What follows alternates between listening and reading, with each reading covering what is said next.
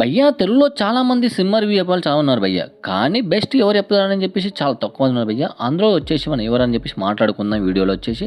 ఈ వీడియో ఇంతవరకు చూడండి, మీకు విషయం అయితే అర్థమవుతుంది ఎవరు బెస్ట్ అని చెప్పేసి. ఇది నా ఒపీనియన్ మాత్రమే. మీకేమైనా అనిపిస్తే మాత్రం కింద కామెంట్ చెప్పండి, బట్ బూత్ మాట్లాడకుండా.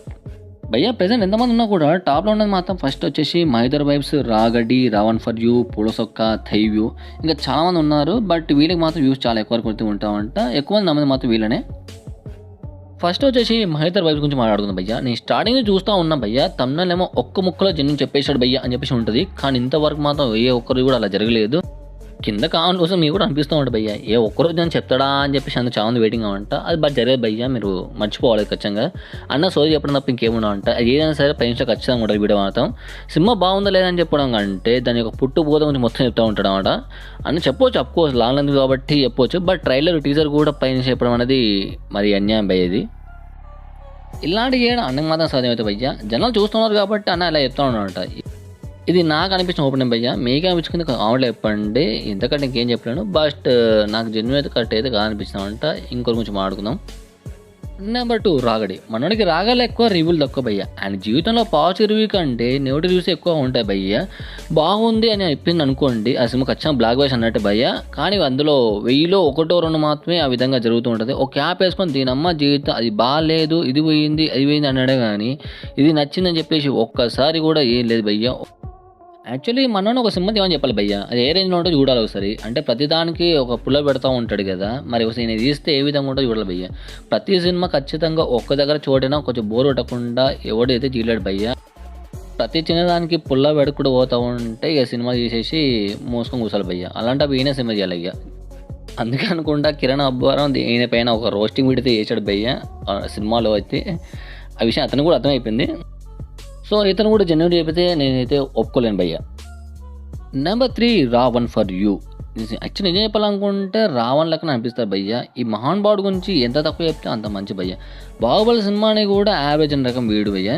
తిట్లు వినడంలో ఫస్ట్ ఉంటాడు అన్న మాత్రం ఖచ్చితంగా. కాంబినేషన్ ఒకసారి మీరు చూస్తే మాత్రం 100లో 1-2 మాత్రం పాజిటివ్ ఉంటాయి. ఈ మిగతా అన్నీ బూతుగా ఇంకేం ఉండవు. ఇక మీరు అర్థం చేసుకోండి అన్న ఏ రేంజ్లో రివ్యూ ఇస్తారని చెప్పేసి. నేనేం చెప్పాలనుకుంటే నాకైతే నెగిటివ్ అయితే ఎక్కువ అనిపిస్తుంది భయ్య. అంటే దేవుడి పైన సినిమా ఇస్తే మాత్రం దానిపై నెగిటివ్ ఇంపాక్ట్ చాలా వరకు ఎక్కువ ఉంటుంది.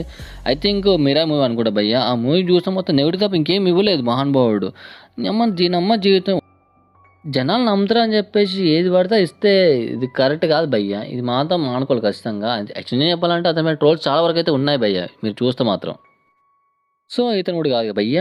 నెంబర్ 4 పూలసక్క. అన్న ఒకసారి కటింగ్ చేసుకుంటే చూడాలని భయ్య. నిజం చెప్పాలంటే ఆ చింపు జుట్టు వేసుకొని అబ్బో బాబాయ్ భరించలేకపోతాం భయ్య. ఫస్ట్ అన్న ఏ జుట్టు లాగా బిహేవ్ చేసి కొంచెం ఫాలోయింగ్ వచ్చిన తర్వాత జోన్ చేంజ్ చేసి టొమాటో ఇవ్వడం స్టార్ట్ చేసిన భయ్య. అంటే మీన్స్ రివ్యూ ఇవ్వడం. టొమాటోలే రివ్యూలు అనమాట. అన్న హాఫ్ టొమాటో 2.5 టమాటో తప్ప ఇంకే రివ్యూ భయ్య. అన్న రేంజ్ అలాంటిది మరి. అది ఎంత పెద్ద తోపు సినిమా అయినా సరే కానీ ఖచ్చితంగా దాదాపు 2.5 ఇంకా గట్టి చెప్పాలంటే 2.5 టొమాటోలు అని చెప్పేసి చెప్తా ఉంటాడు భయ్య. అంటే అన్న రేంజ్ అలాంటిది అంటే ఈ సినిమా 2.5 ఇచ్చానంటే సినిమా బాగున్నట్టు, ఈ 1.5 ఇచ్చిందంటే సినిమా దొబ్బినట్టు. బట్ వాట్ ఎవర్ అన్నలో నాకు నచ్చిన విషయం ఏంటంటే అన్న రివ్యూలు మాత్రం చాలా తక్కువ టైంలో చెప్తారు భయ్య. దాదాపు 3 నిమిషాల కంటే ఎక్కువైతే ఉండదు. ఇంకా గట్టిగా చెప్తే ఒక 4 నిమిషాలు అనుకుంటా.